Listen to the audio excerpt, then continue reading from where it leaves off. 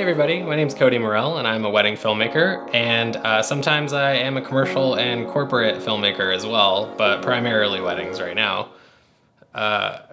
Hey Jen, can we do something about the color? It looks a little weird. Oh, sorry, yeah. Okay, that's much better, all right. Cool, so today I wanted to talk about the Seafrogs A7R3 underwater housing. It is a budget housing compared to some that are out there. And I did have some difficulties with it, and I want to talk about that a little bit, and then also talk about like some of the pros with this housing. But first I think we should just check out some footage.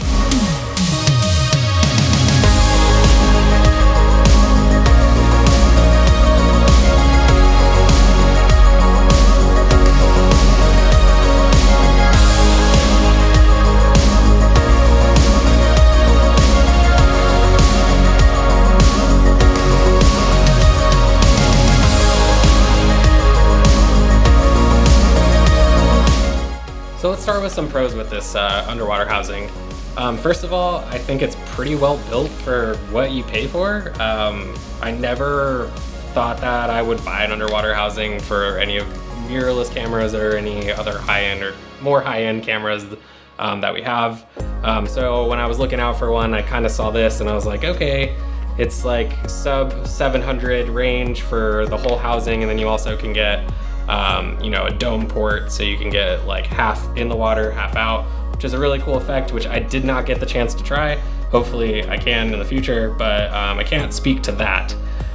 But other than this being really well built, you do get control of all the functions on your camera, which is really nice because obviously when you're underwater, or in water, you can't really open this housing and touch stuff inside.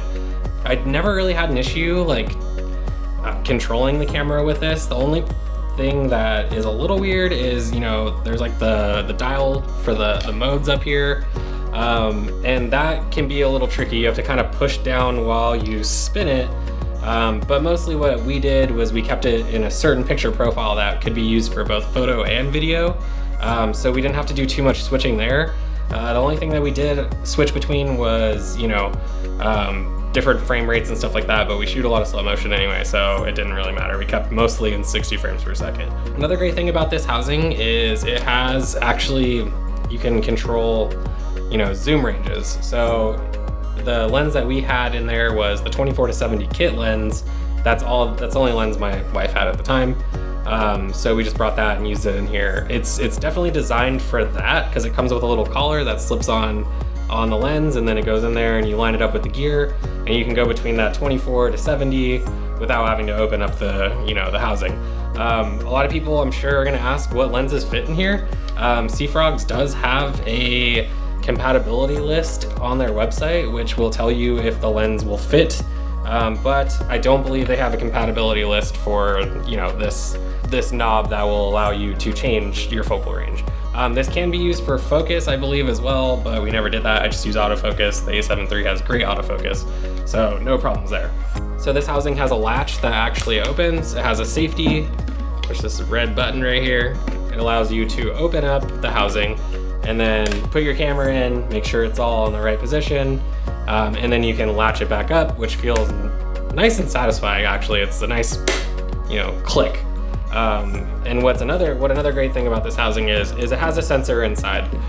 It detects moisture. So this is important if you have any kind of leaks or anything like that. You can see if I touch it, it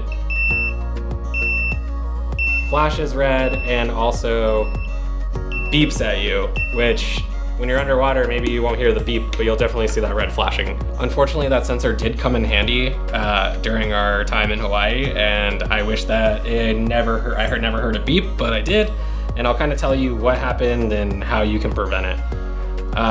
So some cons about this housing is, all right, so this lens housing actually comes off. The instructions that are labeled on here, they say off and on, and there's directions going either way. With any lens, you're gonna expect to turn it to the left and it's gonna come off. This one, for some reason, it's labeled backwards. So it says on is to the left, like counterclockwise, and off is clockwise. It's actually wrong, it's backwards. I don't know if this is just this model, or if this is on all of them. But yeah, that was something that I sat there and I was like pulling on it and just trying to figure out what the heck is going on, especially since it is pretty tough to get on and off. There is like a lot of, obviously a lot of seal in there, so you don't want it to leak, and it being tough to get on and off is reassuring, but at the same time, you don't know if you're twisting the right way.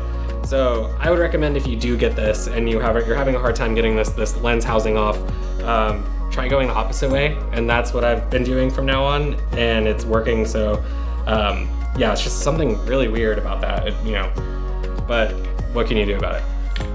Another thing that is a downside of this housing is it's really hard to see. You have it up to your face, and underwater, even wearing goggles and everything like that, it's really just hard to see the screen because you can't tilt it, you can't do anything like that. It's a fixed position.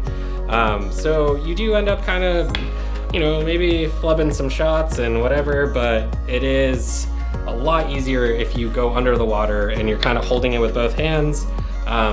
But what I would recommend with this housing is it does have some 1/4-20 threads on the bottom. This company also sells dual handles for this, which make it a little easier to hold with both hands and take it under. Otherwise, it's very buoyant because it is water sealed, so it's going to be floating. So what ends up happening is you bring it under and it kind of floats you back up to the top. Another thing I found with this housing is that 1 grain of sand can ruin you. I'm pretty sure that happens with anything that is watertight. If you have anything on the seals or the gaskets or anything like that, it's gonna compromise it. So what you should do, and what's recommended in the instructions, which I decided to not follow for some reason, is just open this housing when you're done using it, and take it and clean it thoroughly, make sure there's no sand or stuff on there. There's sand on it right now. I let a friend borrow it. I guess he didn't clean it, but whatever.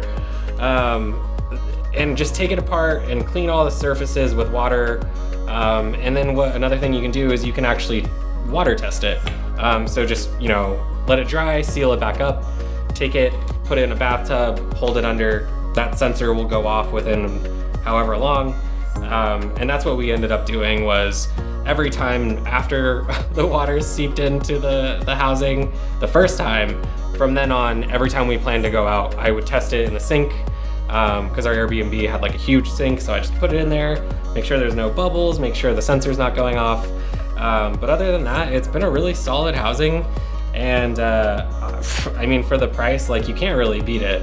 And I just really love that you can have a different kind of look than like a GoPro, because GoPros are great underwater, but it's fixed to that wide angle and kind of fisheye look, and with this you can definitely dial in some stuff and change things and make it look a little better, which I'm a sucker for that. So another thing that we did a lot when we were out in Hawaii was used underwater auto white balance, and that kind of helped with having to fiddle with the settings too much, because that's the last thing you want to do when you're snorkeling or even holding your breath, just because it's hard to handle this thing and make sure you're not getting eaten by a shark or something crazy like that, and then also be able to like capture sea turtles and fish and stuff like that.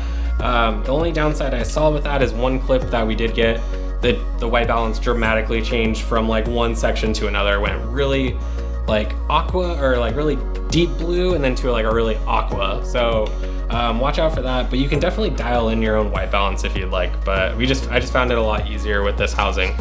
There's not much to this housing, and hopefully I answered some questions that people have before they purchase it, because I kind of went in on this blind. There was only one review online and it wasn't very great. Didn't go too much into detail or anything like that. So I mean, for the price, it's great. Obviously, if you have the money to spend, get a better one. But I would definitely trust putting my camera in this again, as long as you leak test it and make sure that all the seals and gaskets are clean and free of any kind of debris. And it also comes with spare ones too. So even if it gets ruined or they dry out or something like that, you can replace it. The only thing that I will say is it doesn't come with great instructions. So hopefully this video was more, it kind of gave you some more insight into this housing rather than those instructions, because they're just terrible. don't say anything. Like, it's just like, hey, here's this housing. Like, just use it. It's fine. Well, hey, that's it for this underwater housing review video. I hope you enjoyed it. This is the first time I've ever kind of got in front of the camera and talked, and it's really hard but fun. I love it. And I kind of spent some time building this set out so I could have like really consistent videos and everything. So let me know how you enjoyed it. You can subscribe, you can leave a comment or a like, share it on Facebook, whatever you want. Hopefully soon we'll have some more reviews. We plan on doing one of the FS5, the Z Cam E2, that's what this is being shot on now. It's actually a B camera to our FS5. We also have the A7Riii, which, I mean, that's been reviewed to death, so I don't think we'll be doing one on that. And then we have some other audio equipment, lighting and stuff like that. And maybe we can, you know, give some insight to. We're pretty new to this, and we just really enjoy filmmaking and photography. Well, thank you so much for watching, and I hope you got some value out of this video, and thank you.